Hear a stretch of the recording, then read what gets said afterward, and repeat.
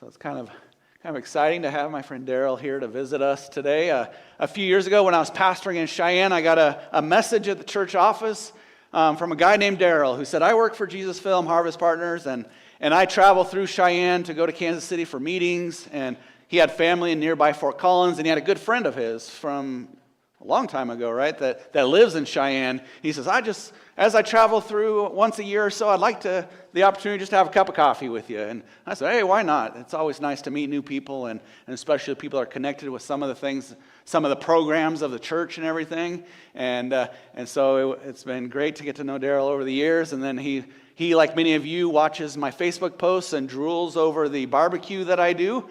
And he made a joke back in December that said, where's my invite? And I said, you come speak at my church and you'll get your invite. And so the NMI Council gets to have lunch with Daryl. The NMI Council gets bonus too, right? And so we have a nice brisket that he got to smell all last night cooking at my house. So he's ready to try some brisket. We're going to have fun with that. But just let's welcome Daryl to CalNAS today.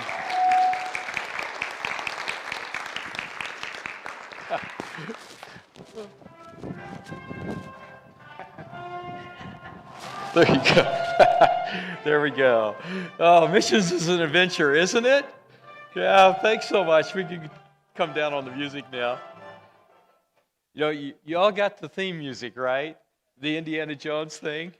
You know, it isn't interesting how, you know, at Harvest Partners, it's about putting the right tools in the right hands of people. And you can just kill that sound all the way if you want. And so we look back at the Indiana Jones, you know, how many people have seen any of the movies?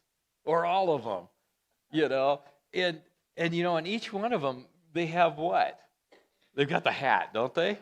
That hat, it blows around, it rolls away, it comes back, it's always in all the movies. And so it's kind of like, well, that's the right tool. And then, of course, he always had his bag with him, right? And he always has his whip with him. You know, they don't let me fly with a gun, so, you know, we can't bring that. But, you know, he has all these right tools. And so they set him up to have the right tools all the time. And at Jesus Film, that's where we are. It's about putting the right tools into the right hands of the right people at the right place at the right time. You know, and God says, you know, just be willing, just be available. And we'll see what we can get done. Let's go to the next slide here. I want you to get ready. We are going to go on a trip. There's a little sound effect that's going to happen here. You love that sound? That's the sound of a helicopter. And we're going to go for a quick trip on that. Let's go ahead and kill the sound again. So if you see the helicopter up there, so we were flying into this little country called Sierra Leone, and they had just gotten over a war. And there's a movie out called The Blood Diamond Wars, and folks, that movie is not nearly as gruesome and as bad as it was in real life. Some people had come in and take over the country. It was like those with the biggest guns and thugs. They enslaved people to harvest diamonds, and Sierra Leone is just rich in diamonds and minerals that they lack in, you know, management and running the country. And so they had just gotten over this horrible war, and we were flying to that country. Now, let me tell you the adventure of flying to the country. It's so hilly that they can't land a plane out, you know, near the city. So they have a peninsula, much like Washington has a peninsula out there. But this thing is more like the size of an island. And you can't really drive from the airport back to the mainland. It takes you about 7.5, 8 hours. It's not really much of a road. Most people, once they land at the airport, there's 3 ways of getting back to the mainland. And one of them is they can take a ferry boat. And it's very rickety and rough, and my friends that have ridden on it say, whatever you do, don't take the ferry boat. People fall off of it. And then they said, or you can take helicopters. And the helicopters are really nice and quick, but they just ran into each other up above the runway and crashed. So we suggest you take a hovercraft. Now, I don't know if you guys have ever seen a hovercraft, but like on James Bond, it's this big thing, and it hovers on the ground, and it hovers over the water and lands on the ground again. And we said, that's great. We're going to take the hovercraft. And so we all got on the airplane. There was about a dozen of us, and we loaded up a bunch of Jesus film gear like you see here, and we're going to fly it. And we stop at different countries along the way, and one of the spots was Senegal.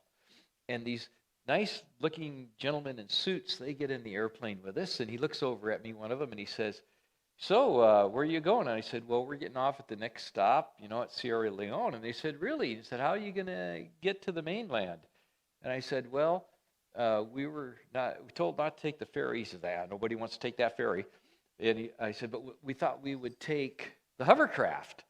And he said, well, the hovercraft would be just a great idea, except it sank in the ocean yesterday. And he said, but don't worry, they got two old Russian war helicopters, and they repainted them all pretty, and they're ready to fly. So, okay, we're going to take helicopters. And that's the picture of it right there. And they've got the tail end that opens up, and you can roll your pallets of gear up the tail end, and they close it up, and they put those straps with the nets over the top. And the side of the helicopters, the door opens and the little stairs go down, as you can see, and you climb up in there. And it is really, really hot. The little portholes are open, and we are sitting on bench seats going down each side. You don't strap in, you're just sitting on wooden benches, and all the cargo's in the middle. And they start the rotors going, and you hear the turbines wind up, and wing, and woof, woof, woof, woof, woof, woof, woof, woof. And they rev those things up, and it doesn't lift off to the ground. And my friends and I were looking at each other like, are we too heavy? We got too much Jesus film stuff in here or what? And they let the motor idle down a little bit, and they rev it up. Now, inside in the cockpit, if you can kind of see in the picture, there's actually 3 Russian pilots in the thing. And they go in and they close the little door. And so now this is the second time they're revving it up, right? Woo, woo, woo, woo, woo, woo, woo. And if we were with kids, I'd have all of them going woo, woo, woo with us. And it's just wound up tighter than a top spinning, woo, woo, woo, woo, woo, and it's still not coming off the ground. And they let it slow down. Woof, woof, woof, woof, woof. And the little door slides open, and this, I'll never forget the smile on this guy's face. This one pilot, he steps into the main cabin, and he steps out, and he goes down those steps, he goes outside, and he takes the ropes off the wheels. Woo! He jumps back in, they close the doors, and boom, there we go. We are in the dark of night, 400 feet off the deck of the ocean, and we land in downtown Freetown. This is the middle of the night now. It's like 1 a.m, and there's like this hotel. You might want to call it a hotel, anyway, loosely. And in the morning, I woke up to boom, boom, boom, boom. I thought, war's supposed to be over. This might be an interesting day. And I walked over in this room we had. It had those big tall curtains and glass windows, like a sliding door, only nothing slid. And I opened up the curtains real careful. They were very rotten. I didn't want them to fall down. And I look out, and let's go to the next slide. I look out, and there's these guys in these boats. My room was right over a body of water. And these guys in the boats are lighting sticks of dynamite. Shkaboom! Shkaboom! Kaboom! And they're fishing with dynamite. And they're diving out of the boats. And they got plastic buckets with drain holes in it.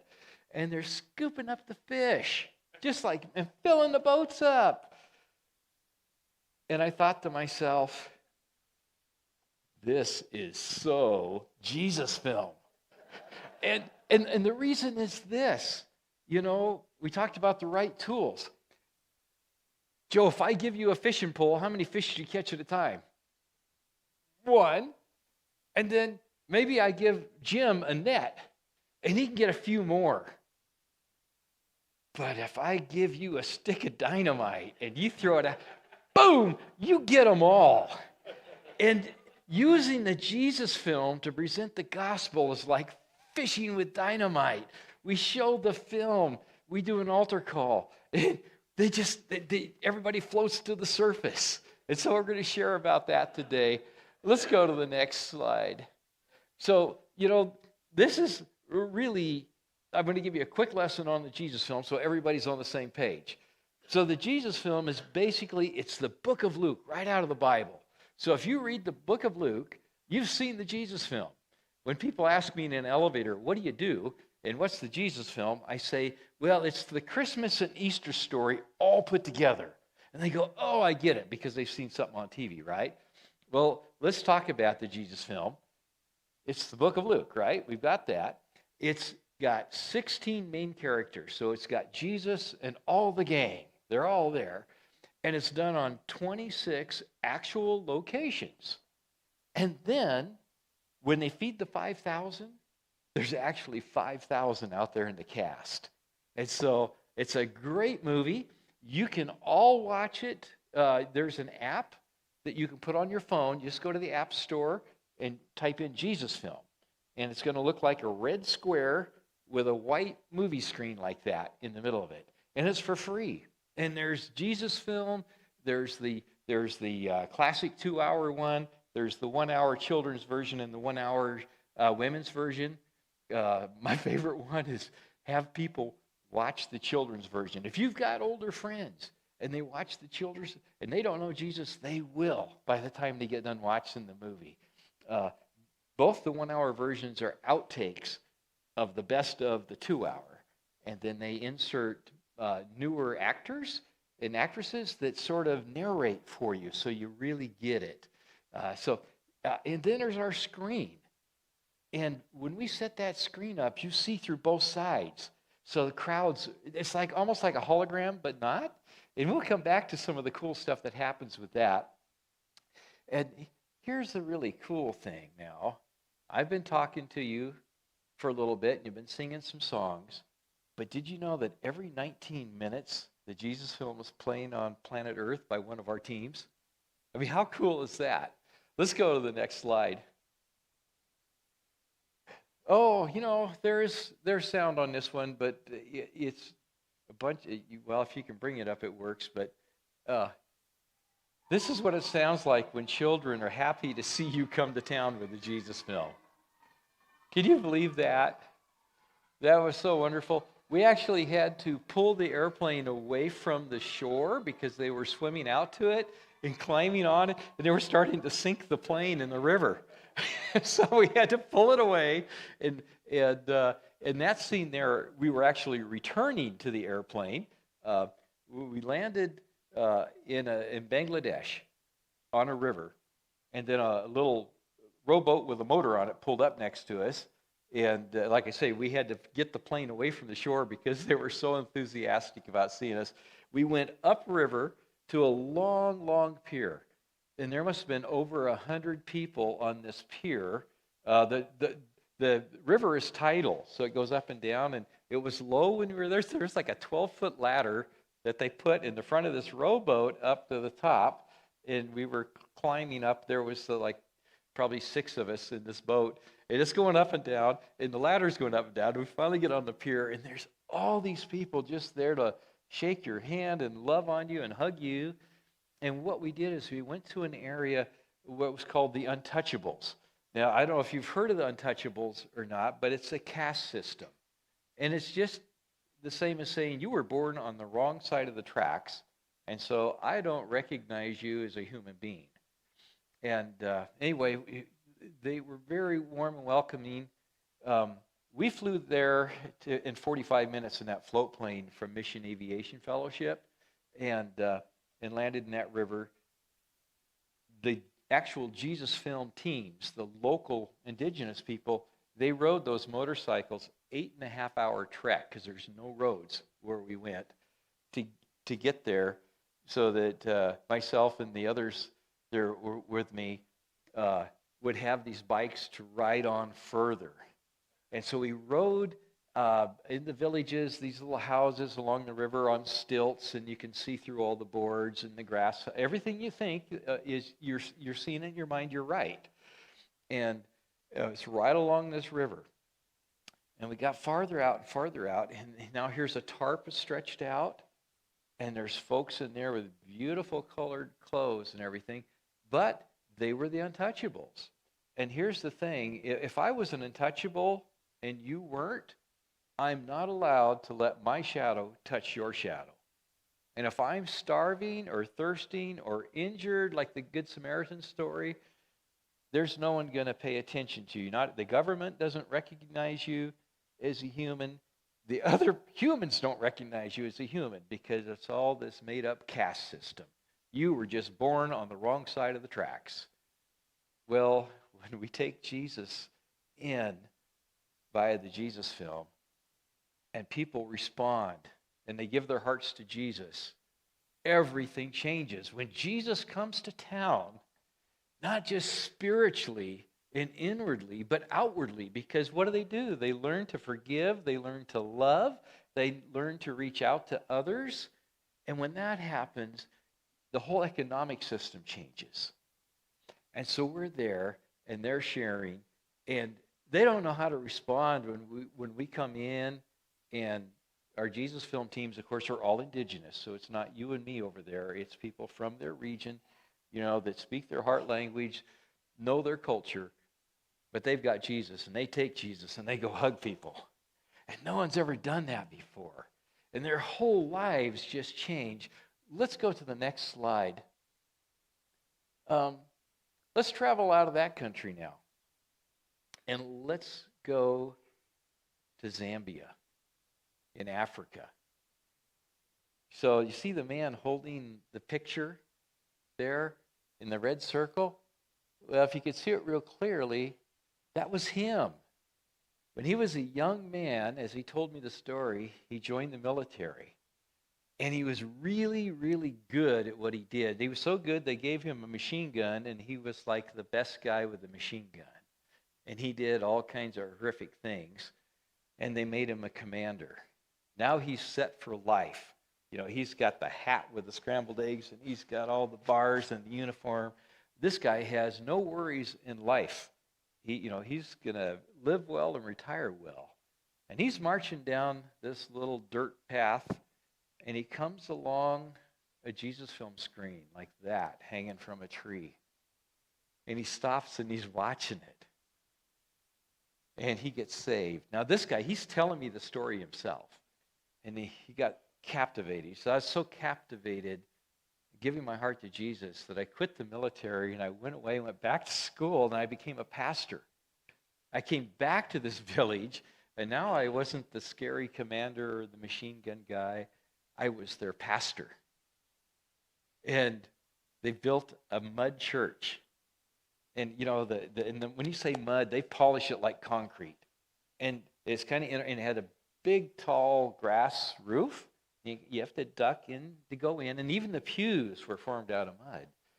But that village had grown the church so much that people were so excited about Jesus that they made bricks, and they made a brick church. And this is where all this stuff ties together. I saw your ENMI table out there, and you got your alabaster boxes. They had built the bricks. See the bricks in the picture there? And alabaster put the metal roof on. You see, so it all ties together. We talked in Sunday school about many parts of the body. We all do different things. Well, in the ministry, there's different things. There's compassionate, and there's Jesus film, which is evangelism and discipleship making. And then there's like the alabaster that helps get the churches built. It's all the many parts of the body working together. And so here, this man was all about kingdom building, and souls are being saved and lives are being changed from the caste system to just everyday life in these villages. When Jesus comes to town, everything changes. Let's go to the next slide. So here we are. We had a miracle happen. COVID, a lot of things shut down, didn't they, and slowed down. But our Jesus Film teams, these indigenous teams, they're made up of 3 to 5 people, and they're all from their region, local. They're dauntless. They didn't shut down. We went out and we had tablets that we could give out in the villages, and we have a little thing about the size of this. It's built-in Wi-Fi, and they could send Wi-Fi of the Jesus film out to you and you and you and you, all separate in your safe little zones, and you could watch the Jesus film, and you could do discipleship classes with it too, because you could send all that information out. So God's doing all these miracles out there, and we had like 960 teams. And a miracle happened. At the beginning of this year, we had 1,166 teams. So do the math, from 3 to 5 people on each team. And all these teams, they apply to be a team. So most of them are like lay people that maybe got saved watching the movie. They're pastors and evangelists. They go out. A lot of people see this, they get saved and get so excited, they go away to school. Just that same story, you hear it over and over again of what's going on. Well, we have 1,166 teams now in what we call 63 active countries. Of course, we're in a lot more than that. But these are guys that are sending us the reports all the time. And I have a report here. It looks like this. And these are just what's happened in 1 month of January. In 1 month of January, these are regions of Africa, Asia Pacific, Eurasia, Mesoamerica, and South America. We had 3,587 film showings in the month of January. And out of that, we had 187,472 contacts. That means we talk to you, and we talk to you, and we talk to you, and we talk to you, and we talk to you. That many, 187,400 and some odd times of people. And out of that, get this. Just imagine if you lit a candle on your altar for every person that got saved. Now remember, you guys are all part of this. So I say thank you, and thank you again, because when you help Harvest Partners, it's a team. Remember, all parts of one. It's never us and them and those guys there. It's all of us together. If somebody doesn't go deliver the equipment, they don't get it. And if they don't get it, they can't go evangelize. And they can't get the equipment without people here who help support it and purchase the equipment. And so, you see, it's everybody together. There's no one part more important to the other. It's all equally important. And so, here's what's happened. In January alone, there were 54,852 people who gave their hearts to Jesus. Woo! Yeah, thank you. And that's all because we put the right tools, the Jesus film equipment, not the hat, in the right hands. And these people who have dedicated their lives saying, yes, we'll be a team and we'll go show this faithfully. So out of that's just exciting. Here's one little note from a testimony from a guy in Cuba. He said, I was a young man lost in the abandon and pleasures of the world, drugs, alcohol, and other vices. And Jesus touched my life and my heart through these brothers who preach his gospel, and I made the most important decision of my life by accepting Jesus as my Lord and Savior. Thanks to the eternal love of Christ and his mercy, I have regained my life and my family, and today I have a new life in Jesus Christ. And so this, when Jesus comes to town, everything changes. Let's go to the next. It's also very important, because you wonder how people hear it. The Jesus film is currently in over 2,050 different languages. So whatever country and village people are in, they can hear Jesus in their own, and the lips are perfect because we have all that digital stuff we can do today. So when they look at it, they go, wow, Jesus is speaking in Quebecer, and so they know exactly what he's saying. So let's go on another journey. You ready for a quick journey? So we flew to this little country called Nepal, right? In Kathmandu. And some of you here probably remember an old rock and roll song, Got to Get Back to Kathmandu. We landed in Kathmandu, and we switched planes and got in a little thing that reminds you of like Indiana Jones, little DC-3 thing, and it takes off, and the tail is going back and forth, and you're over these little peak mountains, and we go across towards another side of Nepal, and we land, and we get in a bus. And as we're going along, there's this big bridge. It's called the Long Bridge. And, if you've ever seen pictures or been on, the Golden Gate Bridge, it looked like that. It had those big, tall pillars went way up in the air.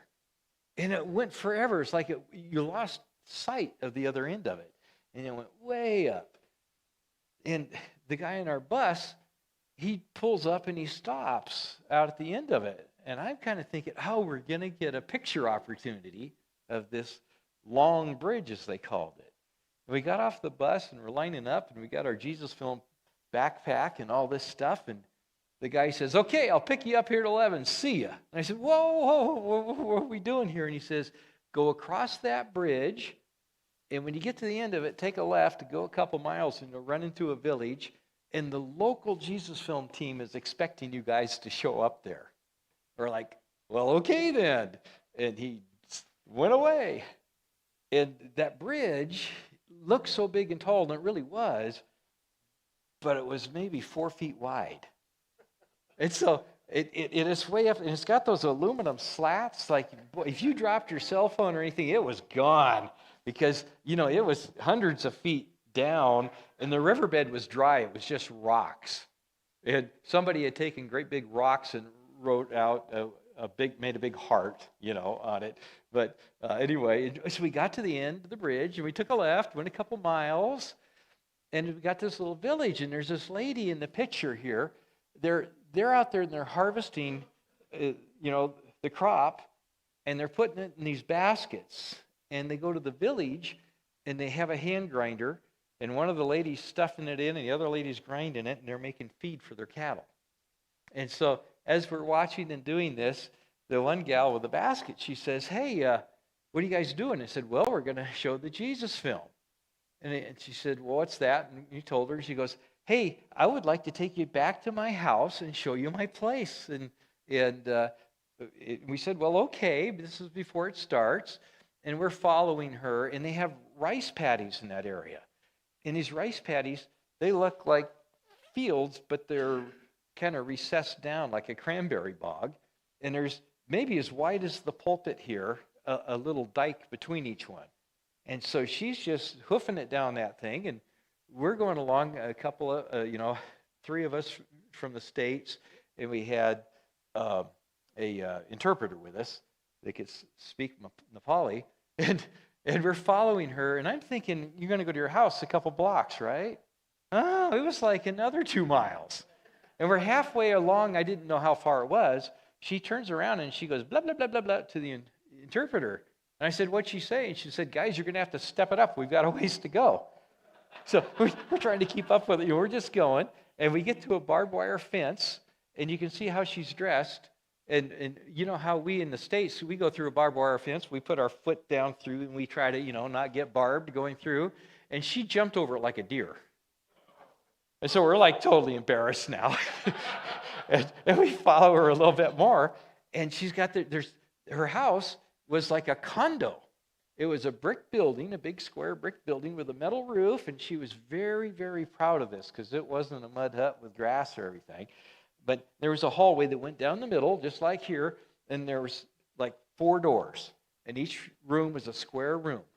And inside it, the kitchen was a pile of blocks with coals, and there's holes drilled at the top to let all the smoke and all the poison out the top.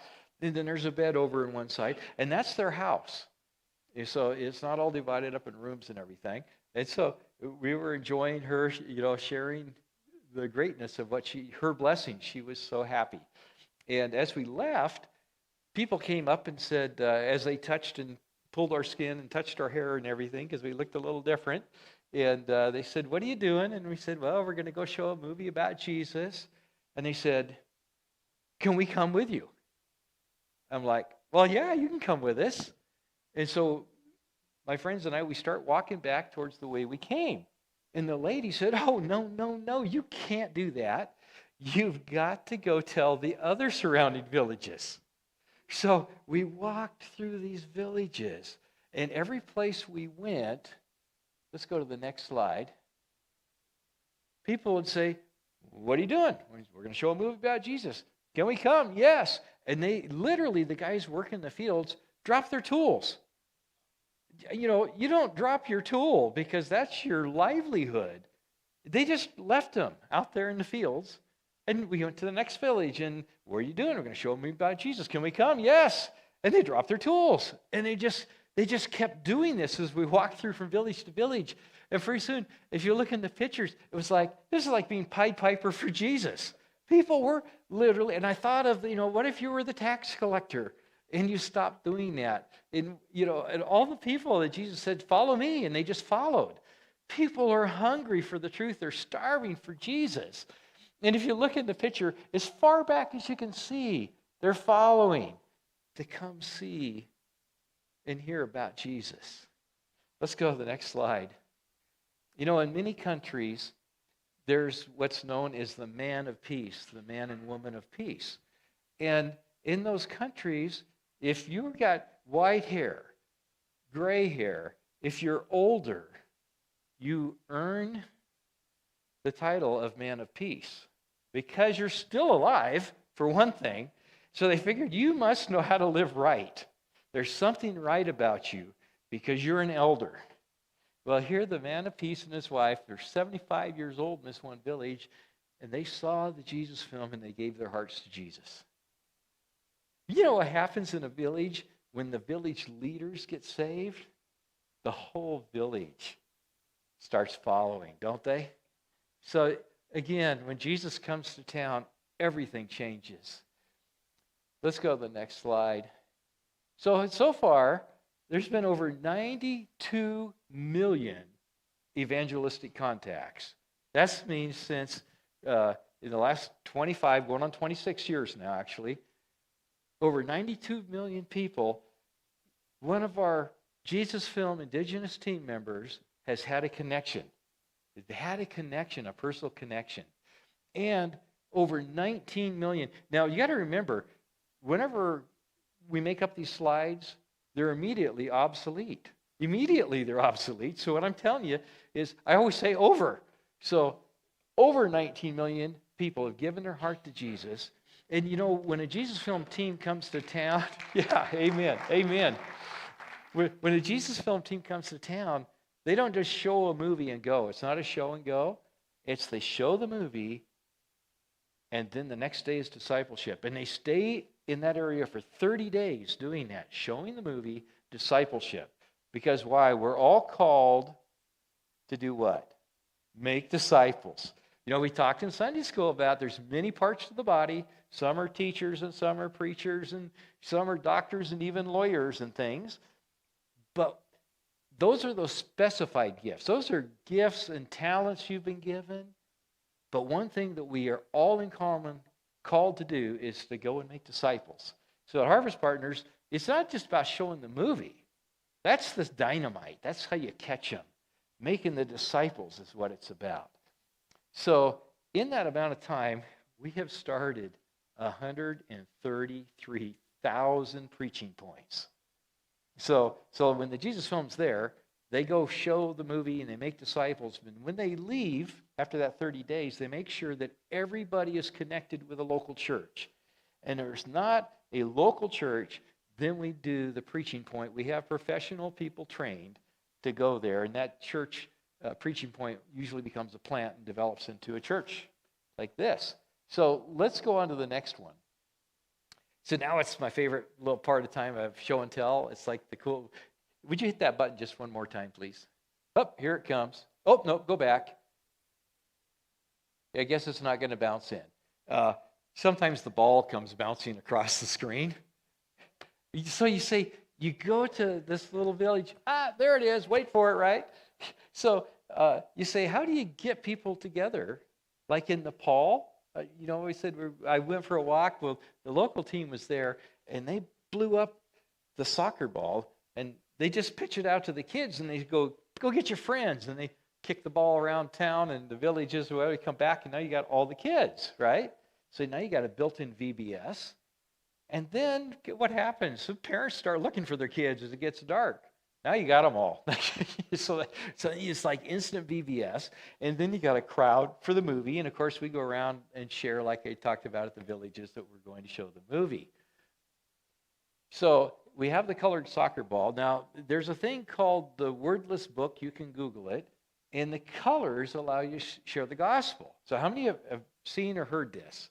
Some neat things, right? And so they're in the soccer balls, there's baseballs, basketball, there's baseballs and basketballs. And we have people that even put the paint or colored electrical tape on pencils so we can give them away to kids and when we go places. But the ball is, it's pretty simple. There's the dark as sin and red is the blood of Christ, washing it white as snow and taking your sins away. And you can grow in Christ, give your heart to Him, and then you can be in heaven, right? So that's the DIV version. Again, that's Daryl's high-speed interpreted version. But, you can Google out all the words for it. But these are wonderful, wonderful tools. They're kind of low-tech, aren't they? Just wonderful. And then we have these other tools that are, some of you may have seen this and not seen. This one's brand new. I just opened it out of the box.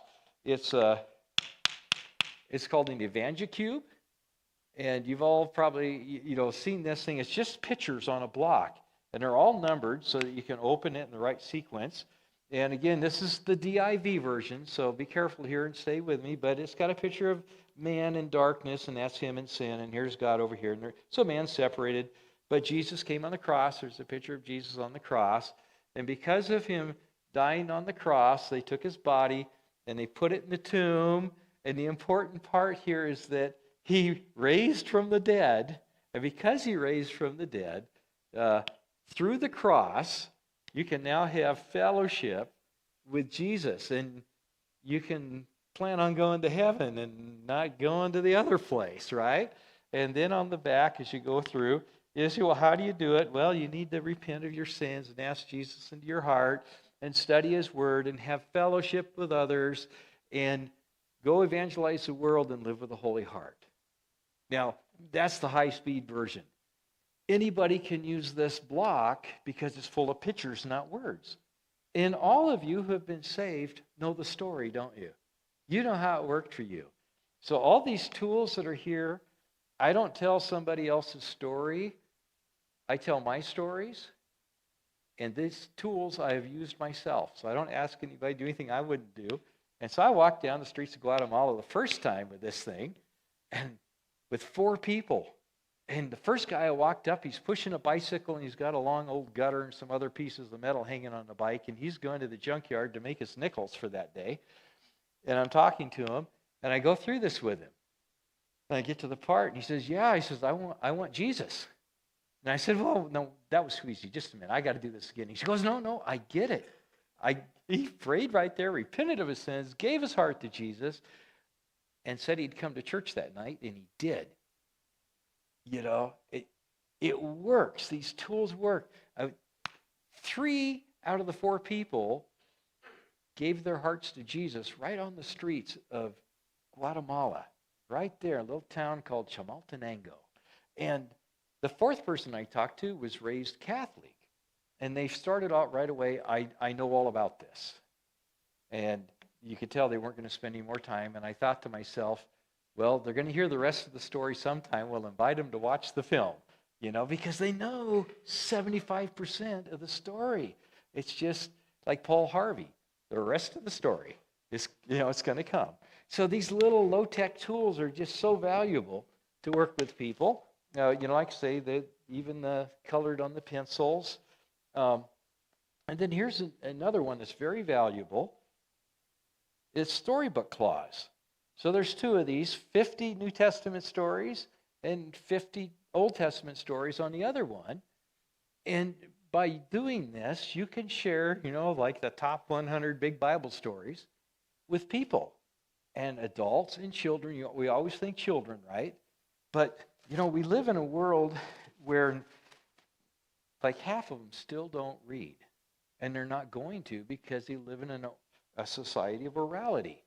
They memorize their stories and they tell these things from memory. And so what do? How do you teach them the Word of God? Well, pastors can use these things in the story blocks and people memorize.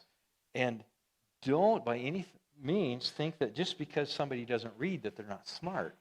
When you tell a story to them, and if you retell it and you're off a little bit, they will correct you just like that. I mean, they're sharp. They're very sharp.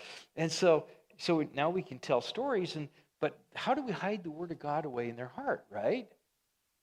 This little thing is an audio Bible. And I light this thing up, and it's really loud. Most all of you could hear it in this room. And the cool part is it's got a solar panel on the back. So it's self-charging. Now there are cords for all this stuff I have. There's cords. If you can find a current bush to plug it into, it'll work.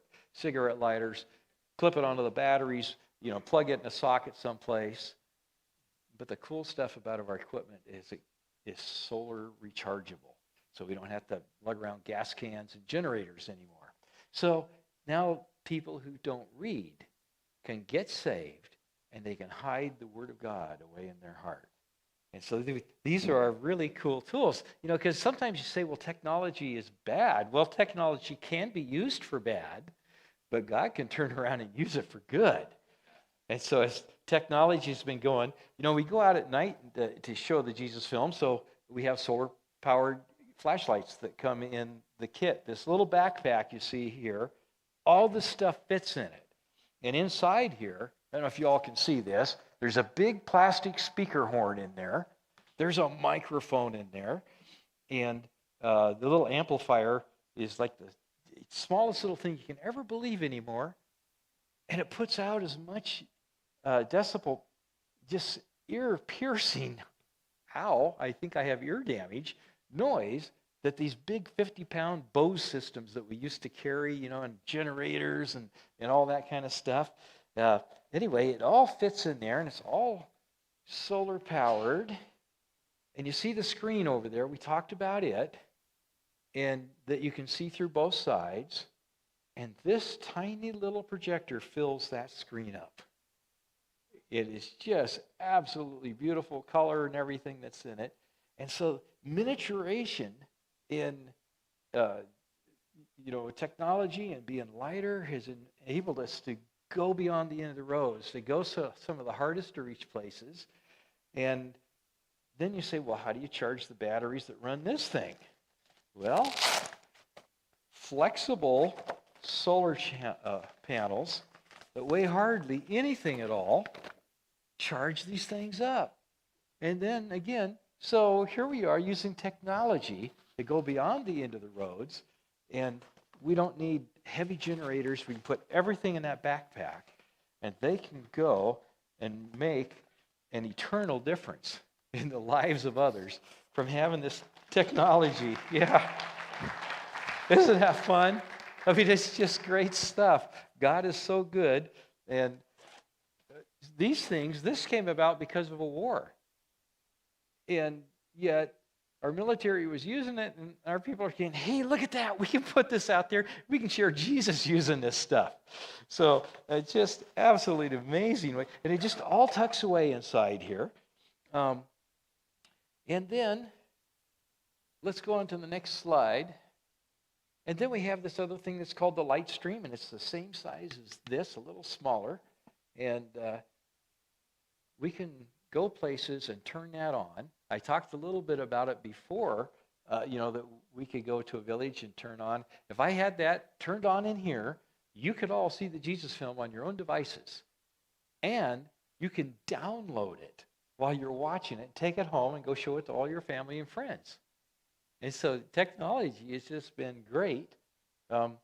We did have one of our Jesus Film leaders caught COVID, and he checked himself into a hospital, and he happened to have the little light stream in his pocket. And so he turned it on, and people that were checked into this hospital with COVID were watching this on their tablets and watching it on their cell phones. Well, our guy gets well, and he goes to leave the hospital, and the hospital says, you can go, but please please leave the light stream, because people are learning about Jesus and it gives them hope. You know, if you're dying of COVID, you want some hope, don't you? And the good news of the gospel of Jesus Christ comes to them. And so this digital age has been wonders. And let's go to the next slide. So people say, how does this work? Remember I said things are already obsolete? At Jesus Film, we have to go raise our own funds. And so some of you have probably been to dinners, or some of you might be giving $1 a day or greater to help us fund this equipment, this ministry. And people often say, well, what do you do with the money? Well, this is already obsolete. We now have 95% of everything that comes in the door goes straight out to the field. So that means myself and all of us in the office, all the things that it takes, the brochures and the stuff, that's all operating on just 5%.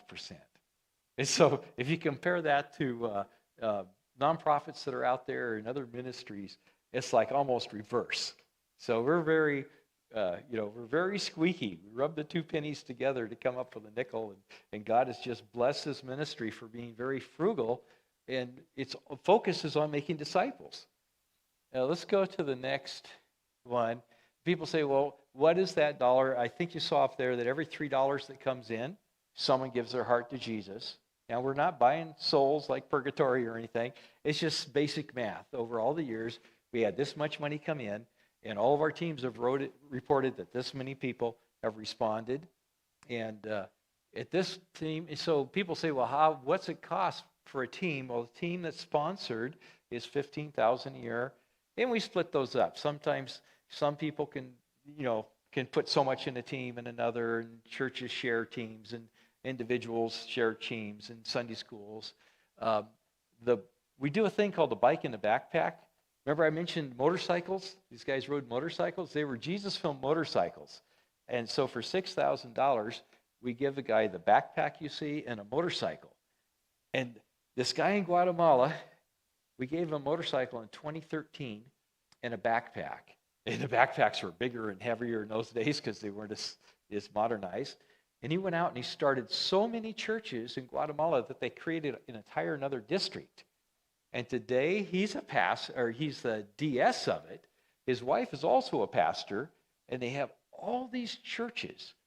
Now here's the part. When I gave that guy his motorcycle, I have a picture of me giving him the bike in this backpack, and his son was standing next to him.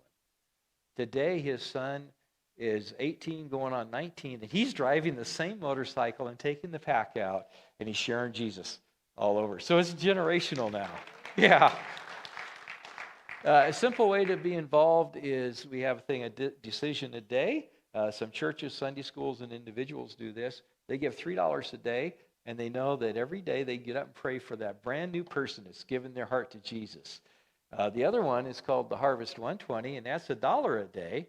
And so that's only a third of a cup. Well, that's not even a start on a Starbucks coffee. That for $1 a day in a year, 120 people come to know Jesus. So we have these simple little programs. It's all about longevity. Yeah, thank you. Let's go on to the next slide. Something that's interesting. Boise is a ways away, but I thought I'd just throw it out there because you might have friends and relatives in the Nampa and Boise area.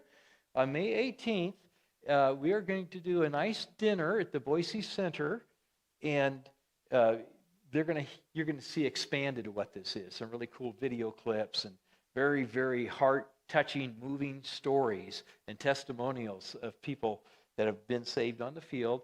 And at the end of it, they're going to give a little envelope with an opportunity where you can check a box off if you would like to financially be involved. And we're looking for people that have been involved to come and invite others to come because we don't have enough people knowing what we're doing. And so we need help in doing that.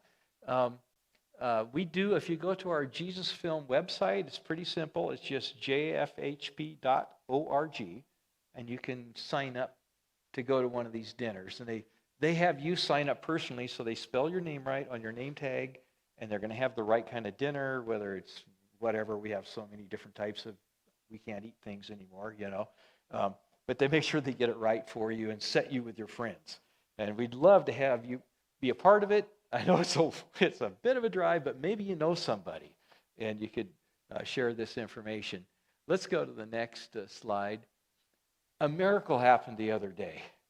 Like I say, we were at 960 teams, and all of a sudden we had 1,160, and we're like, how in the world are we ever going to fund these teams and get their equipment in their hands?